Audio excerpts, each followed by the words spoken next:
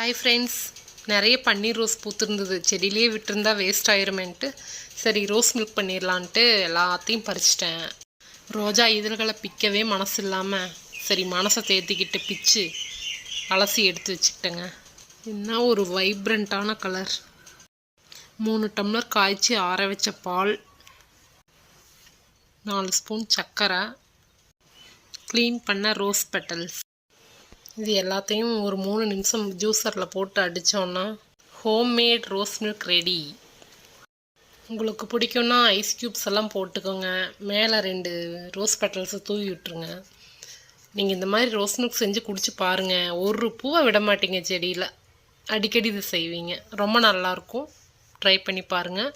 Video பிடிச்சிருந்தா like பண்ணுங்கள், share பண்ணுங்கள், சப்ஸ்கிரைப் பண்ணிடுங்க. என்னோடய வீடியோ பார்த்ததுக்கு நன்றி.